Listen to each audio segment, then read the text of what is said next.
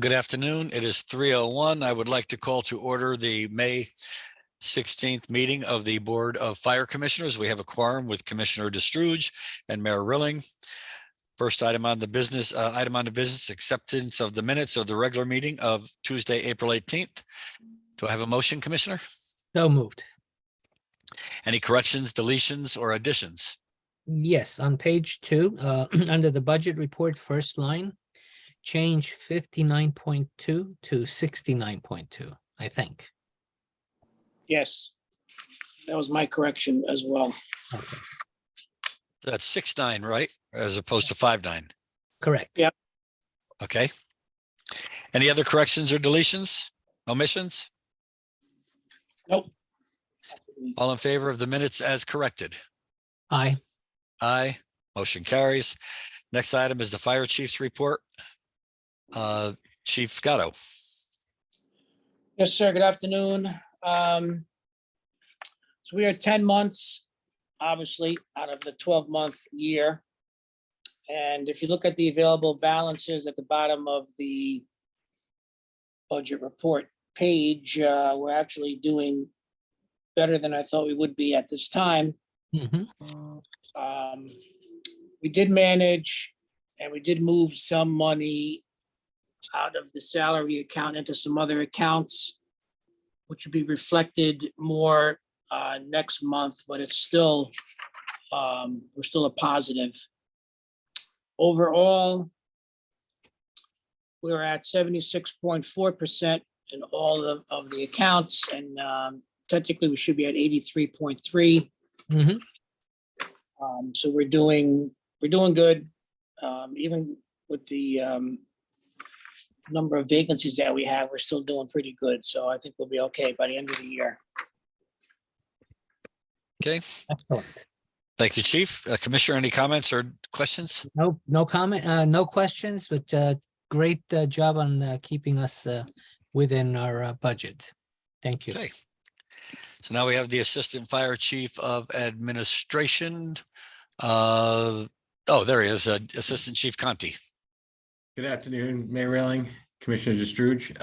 This month, just a few updates on the projects. Where our MDT software upgrade is, we pretty much have everything in our modems installed in all the engines. So we're really waiting on the contract that's in legal right now. But I guess they're ironing out a few insurance details. But everybody's ready to go. We're once that contract's ironed out, we're going to really be able to start moving it and upgrading the system and installing the laptops. For our alerting system, everything's moving. They're actually testing right now all the speakers that they installed, and I just had a meeting this morning, and we're actually working with Norcom, and we're trying to set up, because basically the state system that we're going to is going to pretty much overlap when we're about to do it. So I think what we're going to do is probably hold off. It'll be like a month with each. So we're probably going to hold off to get them both done together. Otherwise, it'd be kind of wasting time. You do one, the alerting system, and then they'll have to come back out just to make sure to upgrade to the new state system. So we're looking at if all goes well, it looks like the end of the summer, we should be on both systems and upgraded, which is really good news. Mhm. Station 3, I put in RFP. We're basically writing up we're pretty much going to be granting us, the third taxing district is granting us the money to replace the whole floor. And I just put in, I'm working with them. They're finalizing the contract with legal right now, the grant. And I put in for a new engineer, so we can start an engineer for the project to design the whole floor and get this thing and get the project moving. But we're a little ways out right now. The funding is actually going to be July 1st. So we're trying to get ahead of it right. I'm sorry to interrupt. How much is the full grant? They're going to grant us $400,000 to do the project. Excellent. Yes. It's definitely going to be enough to do this project correctly. So I'm really excited to get that done. And we'll be replacing the garage door as well, because that is obviously it'll be too small, because the door will be bigger, and the door's actually the doors needs replacement anyway, so this is all good timing right now for the new engines. For the Station 5 roof, the roof's installed, it's done. They're waiting on the skylights, which is really just it's pretty much just delay from delivery, but everything's done. They've done all the fixing, all the capping and the painting for everything. So we're really waiting on that. And it all came out really, really good so far. No leaks so far, so that's a good thing. And we've had a couple good rainstorms. That project went very well. And as far as the OSHA, like I said, again, over 80%, 85% complete. We're pretty much due for our gear. The last set of gear should be coming in this month, within the next month and a half. So we're going to be all set with that. That's the last bulky, major thing. And we have a HAZCOM. The city, Craig Schmidt contracted a company. And then we're actually have a kickoff meeting tomorrow. So we'll be able to finish that. And those are the last two major things. And that'll finish the bulk of it. So we are very much on track to finish to be compliant before that June 12th date. Thank Any you. questions? Commissioner? No question. Thank you. At some point, Okay. I would like to maybe consider having a tour of once the work is completed on Station 5. Yeah, definitely. I have, I'm compiling a couple. I went and get the last final pictures. It was rainy last week, or was the week before when they were doing some stuff, but I wanted to go over there and get some good pictures, and I'll bring them for the next meeting too. Okay, I'll great. post them for you. But yeah, we could definitely go there. They we're waiting for the one roof access. That's the reason we have to access it from a ladder right now. So we actually upgraded it, and we're actually code compliant now. We're going to have roof access from inside, and it'll be a safe access instead of the old way. Great So job. that's part of the skylights that are coming in. We're just waiting on. Thank you for the report. Okay. Okay, next item is the Assistant Fire Chief of Operations. So Ed had to go home. We had a little family emergency. I'll read his report for now. Okay, So as you know, in the budget, we're going to be replacing our rescue truck. We're trying to get started on this early as opposed to waiting around until July. So we formulated a committee to go over different ideas for a new rescue truck, and so that was a couple of weeks ago. They did that. It's going to be replaced a 1993 rescue truck. This month on May 24th, all 6 of the probationary members in the fire academy will be graduating. And the next day, we're going to have 8 firefighters begin a 1-week orientation training. And we hope to start them on the shift as early as June 5th. And as Chief Conti explained, the first sets of turnout gear to comply with OSHA have been purchased. And the other ones are due to be received by mid-June. The stats for April, 707 incidents, which equates to 24 per day.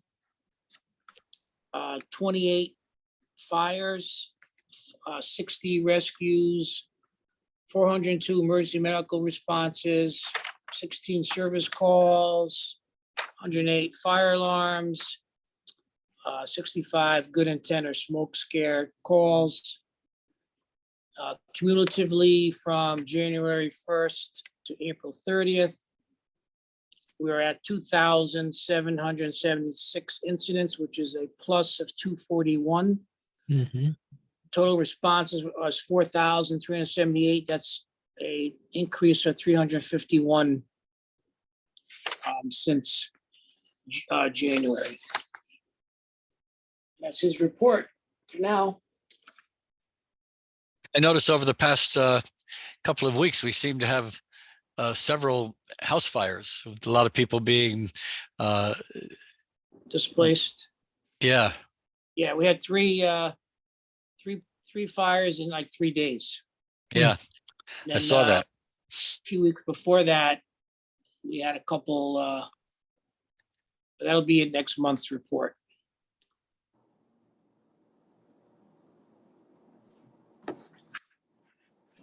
Commissioner, any questions or comments? No, no injuries, I hope, in any of them. Just, we had one of our firefighters originally was reported as being like heat exhausted. Mhm. He was checked out by Norwalk Hospital paramedics and they transported him to Norwalk Hospital. They did some more testing. They found the situation with him and they kept him overnight.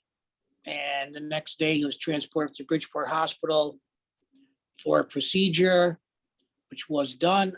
And he is now at home and feeling much, much better. And should be back to work probably pretty soon, I would imagine, within a couple of weeks.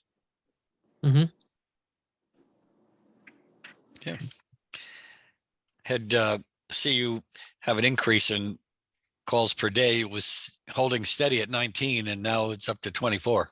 Or, yeah. Yeah, getting busy. Okay, Fire Marshal's report. Fire Marshal afternoon. McDonald, good afternoon. Yeah, it's unfortunate. It seems to be one of those things that happen certain times of year, and the people get out and start with more of their activities, both indoors and outdoors, with the nice weather and whatnot. So you're absolutely correct. The number of fires that the Fire Marshal's office had responded to was up to 10 in April, as opposed to the previous month where we had only 5. And some of the trends that we see when we do these investigations, it's a little disturbing when we do the investigations and find that smoke alarms could have played a better part, a better outcome, I should say.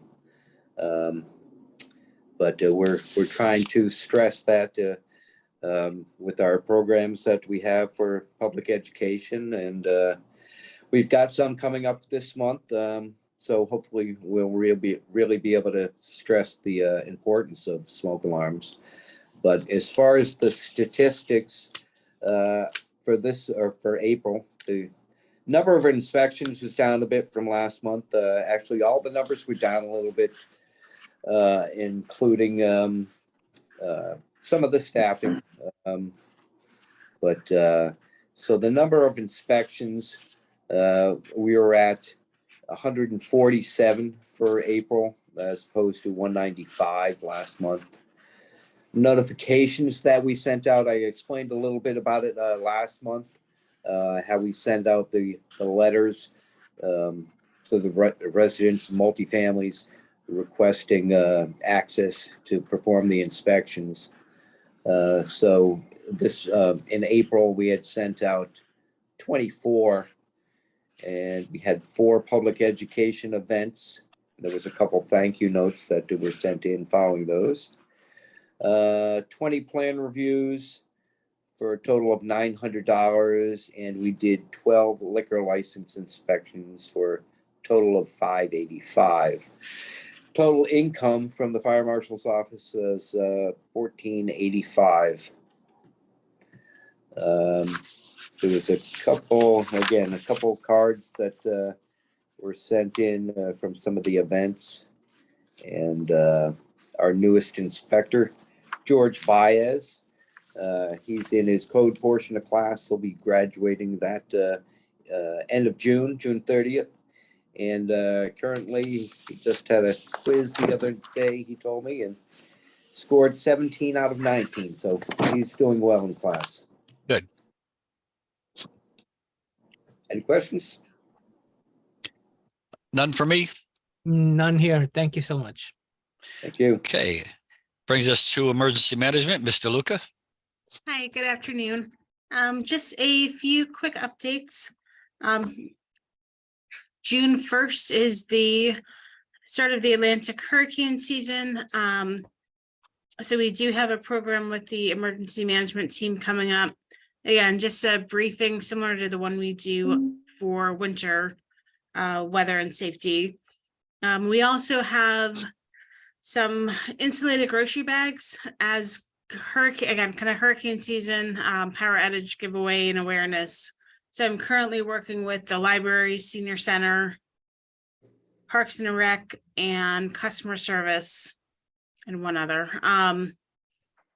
health department, because they have a lot more foot traffic.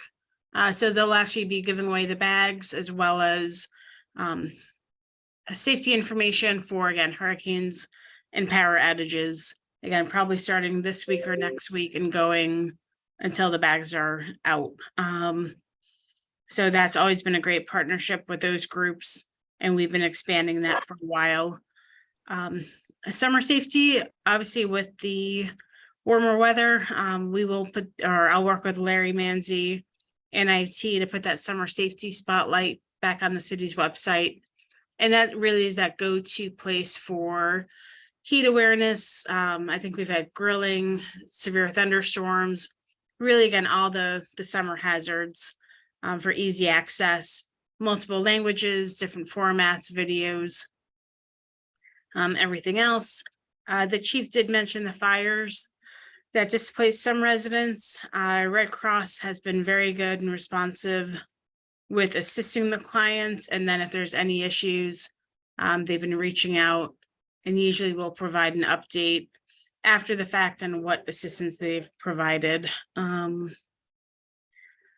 Over the past few weeks, we've been working on updating Fairfield Avenue. So the apparatus maintenance building across the street. So that will actually now be able to be a little bit more of a functional classroom and meeting area. So for those few times when we have things going on the third floor in the EOC, we'll now also have some additional space if we have to have a recovery center or, again, kind of overflow for meetings and events. And then lastly, I did want to mention, we've had Code Red as our city's notification system for a while. And I wanted to, again, the cost has been kind of incrementally creeping up. Wanted to get your thoughts on really exploring, maybe with purchasing, what some other options might be. The state has a contract with Everbridge that we can attach onto that state contract.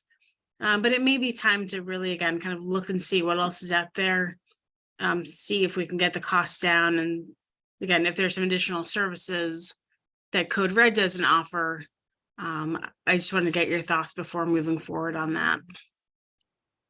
I appreciate that. We'd probably defer to your judgment. I mean, you can check out what they offer, what the cost is, maybe work with Sharon Connors over in purchasing and see exactly what you would recommend regarding if Everbridge is a state vendor. Generally, as you said, we can jump on, piggyback on them and perhaps get a better price with and perhaps more options. So yeah, I think it's a good idea. It's always a good idea to take a look at what we're doing and see if perhaps we can't do it a little bit better and for a little bit less. So yeah, I think it's a good idea. That sounds good. Thank you. I agree. I'm so glad you're our mayor. So am I. Okay, anything else, Mr. Luca? Nope, I'm all set. Thank you. Commissioner, any questions or comments? No questions. No, thank you. Okay, that brings us to Deputy Chief Maggio for training. Good afternoon, Mayor. Good afternoon, Commissioner DeStrouge. Afternoon. Current activities, as usual, the ongoing wellness coordinator, injury prevention that continues nearly every day at several of the stations. Item number 2, passenger vehicle extrication. I didn't provide you a picture. Maybe I'll get that for next month, but utilizing our new extrication tools, you may know of those as the jaws of life, but we've replaced a lot of what we have that used to be powered by engines and hydraulic systems, but now it's battery power, which powers local hydraulic, but basically, wireless or cordless, I should say, hoseless really. But so, everyone's happy to use those. It's kind of an item that we did years ago, but with all the new equipment, everyone's happy to use them. And it's a kind of like a return to basics type of training that we've done citywide, and a lot of good feedback from the members using that equipment. So a lot of cars donated. We get them from LaJoy's, and utilizing the training tower as well as the West End parking lot here. We assigned several Yeah. companies and cut vehicles apart. I saw the school bus over there. Yeah, so that's somewhat of a prop. So that's actually getting down a little bit further into the report here, but that would fall under heavy vehicle stabilization. So some of the larger vehicles, in I that see, case, the yeah. bus is on the guardrail, but we have an upcoming class. I'll talk about that in just a moment, but it's hard to acquire those. So we keep them, and it's good because lifting and manipulating those can be difficult, and utilizing different lifting techniques. So they're good props to have. We welcome, receiving vehicles like that. They're not easy to come by. Item number 3 under current activities, recruit class. Chief talked about that. So 6 will graduate next week and join the two lateral transfers. And they will begin on May 24th here at, I'm sorry, they graduate on May 24th, and they will begin soon thereafter during a week of training here. Before they go on to a shift. Section B, completed activities, metal cutting. You could, if you have the Word document handy, there's 2 pictures I provided. That's a good technique for us. It's the same saws that we use venting roofs, just a different blade. So it's good for personnel to get really, get practice, especially the new hires in operating, manipulating, and handling the equipment, starting the saws.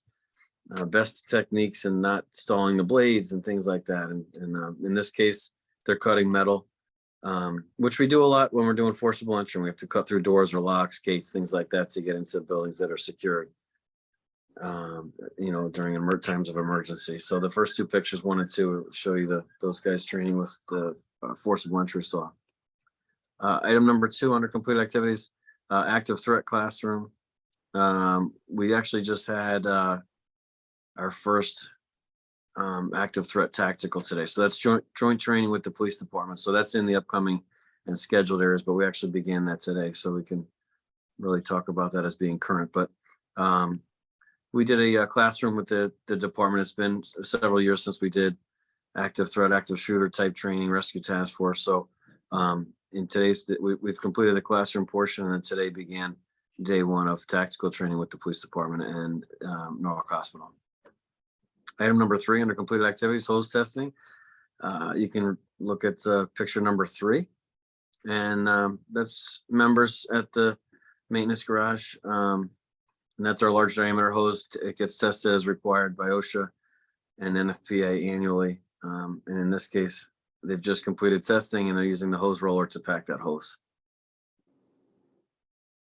Item number 4, vertical roof ventilation. We talked about that last month, but I wanted to provide a picture to you. So pictures 4 and 5, that's the roof prop that the prior training director, Deputy Chief Markowitz, and one of our own personnel made with him. So it's our roof prop, Lieutenant Boudreau, I couldn't think, I'm sorry. They made that roof prop, and that simulates what we do at residential structure fires, and laddering the roof and working from the ladder. You can see picture number 5. This member's just about getting started to cut that template there. And as we talked about last month, they're working from the roof ladder. Those hooks hook on top of the ridge, and they're pretty secure up there working from the ladder. And if you look a little bit closer at the bottom of that wooden template, there's what we call a halogen bar that gets planted right through the roof structure, and that's a foothold. So that's about as far off the ladder as they would work. And that template is about the size of the hole that we typically cut on a residential fire, maybe a little bit smaller than we would cut, but that's about the same size. Is that in widespread use, that the ladder, it looks like it's a safety measure so that in case the roof starts to collapse, the firefighter should be okay? It is. So absolutely. So the strongest part of the roof is that ridge, and that's why we hook the ridge. It also secures the ladder and prevent it from sliding off. But It spreads the weight out of the individual or the one or two members that would be operating from the ladder. So it does, it provides our safety on the roof. If there's any soft spots, certainly, the ladder would keep us safe from really pushing through. It's a riskier part of our environment, but we evaluate the roof and the fire itself. And if there's time to get up there and make that cut, we will. It alleviates a lot of the smoke and heat for the members inside, as well as for any occupants that could be inside. It really reduces the amount of risk to us for flashover and other events that could occur. Backdraft is a little less likely, but in a backdraft situation, that vertical ventilation is basically mandatory. So, but that's also another opportunity to, just even that prop alone, the guys are using the ground ladders, so there's ground ladder work, there's roof ladder work, there's starting the saws, working from a roof surface, starting the saw while on the roof. Sometimes those saws stall, we start them on the ground and bring them up, but you have to be able to start them on the roof as well, because sometimes they stall and we don't have time to come back down. But there's a lot of small items learned in just that one little exercise.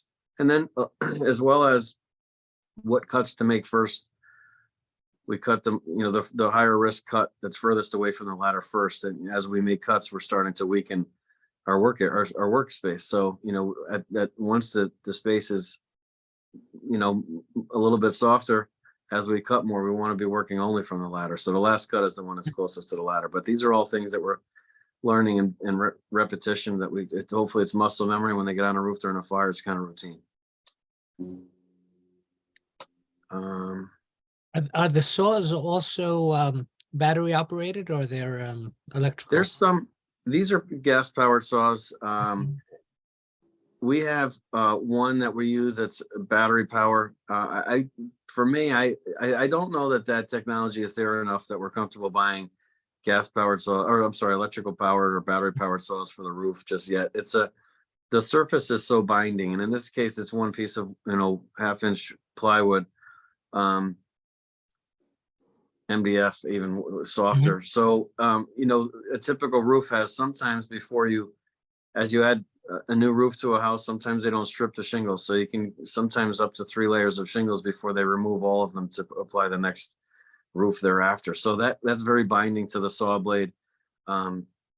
Same with flat roofs. There's roofs on top of roofs. We call them rain roofs in our case. Sometimes when a roof is beginning to fail, a cheaper way for property owners to just add another roof on top of it. So for us, we need to cut through 2 roofs or sometimes worse. You don't know what you're going to find until you're up there. So the battery powered saw, they're out there, they're trying to sell them. I think we need right now the strength of that gas engine. And until that technology improves, it kind of works in a forcible entry manner, forcible entry application, where you saw the guys cutting the metal, because there's a little bit less, they can control a little bit more of how much pressure to apply to the cutting surface or to the metal.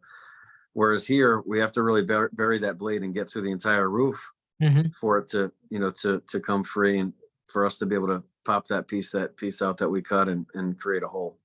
Yep. So they are out there. I'm just, I don't think anyone's really convinced on them yet. Some places may be buying them, but I don't think any of my, I don't think we're convinced yet on those.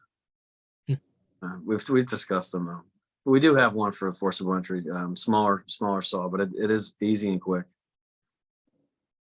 Upcoming and scheduled items, as mentioned a few moments ago, the Norwalk Academy, that'll be that 1 week of training that the graduates will begin this year as soon as they graduate to Connecticut Fire Academy. Item number 2, forcible entry training. We've already begun that, and we'll be doing some more. That's going to be with that academy class. That's going to be another outside vendor that we used last year, department-wide. This is just going to be here for 1 day for that class, but they'll bring a lot of door props. Some of the metal cutting you saw already, but more importantly, the door props that we use, and personnel will utilize the normal tools that we carry to really get through doors that are very difficult to open, but very typical of what we come across in the public and on the fire ground, dealing with fires and stuff like that. So that's what that upcoming training is referring to, forcible entry. Whereas the ones that we just saw was more focused on the metal cutting, locks and doors, things like that. But the forcible entry one coming up is more wooden doors and metal frames.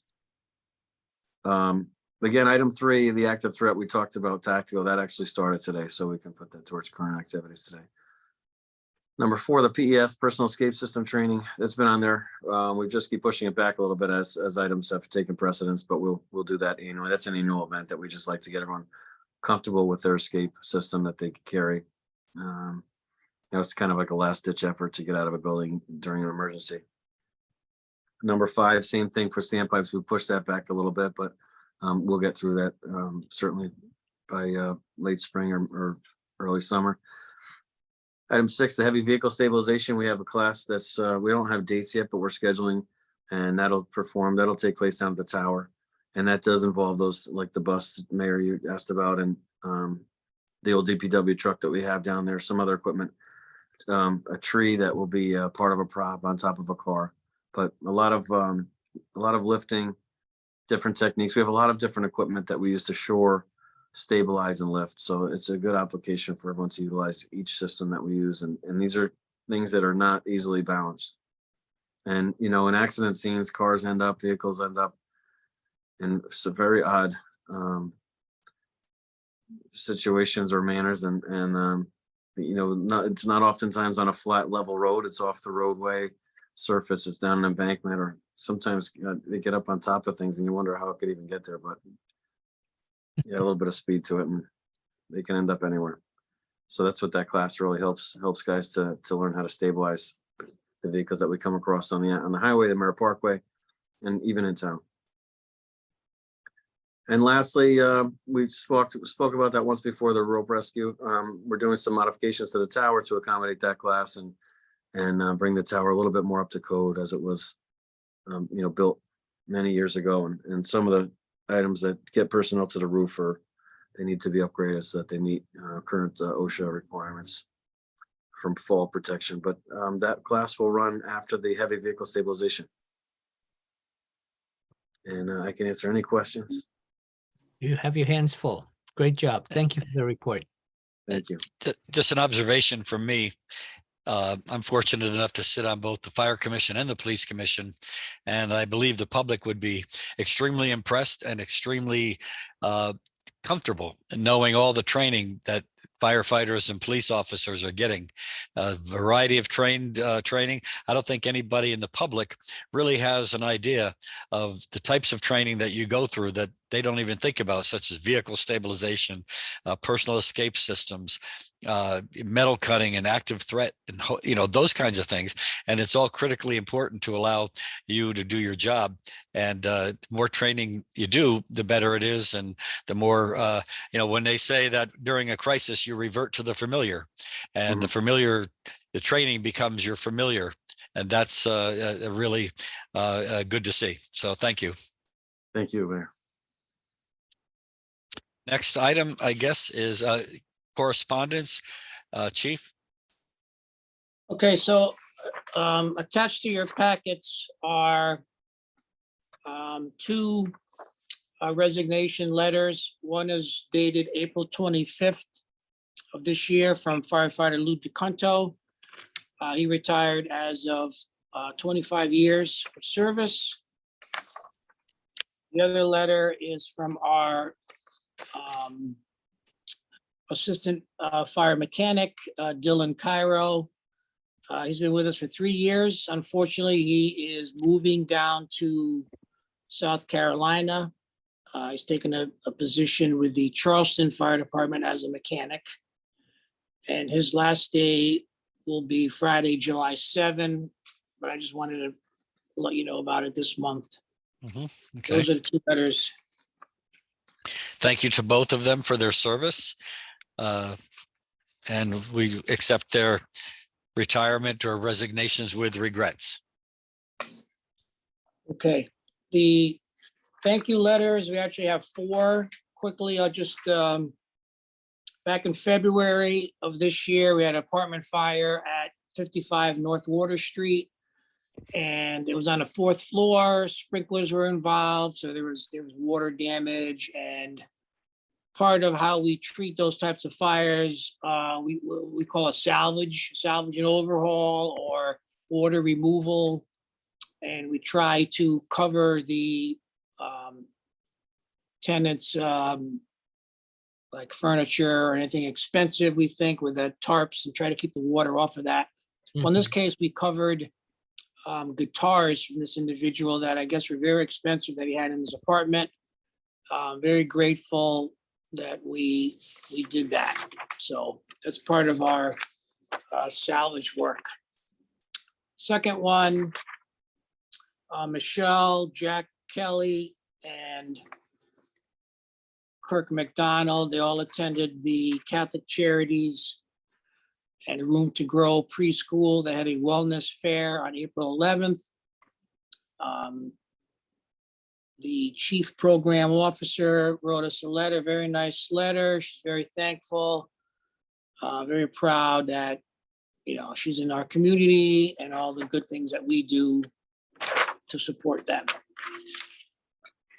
Next one is a thank you letter from the Wilton Fire Chief because we assisted Wilton in one of their structure fires back in early April 6th on Danbury Road. Again, thank you for that. The last one, Jack Kelly and Engine 4 and the rescue truck went to Cranberry School for a pub ed event. And there's a couple of pictures that are attached to your packet as well, just showing what they did, some classroom safety tips, etc. And then it showed the kids some of the tools that we use and the fire truck, because they always like to see that. So that's the correspondence.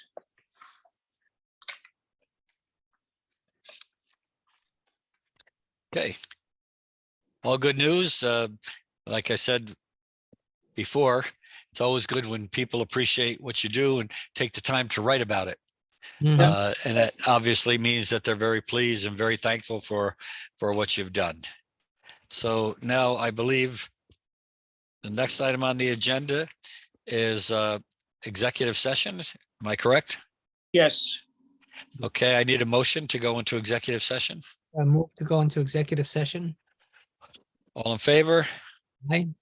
We are going into executive session at 3:38 PM. We will be returning to public session.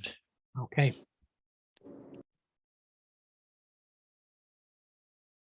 Okay. Okay, here we go.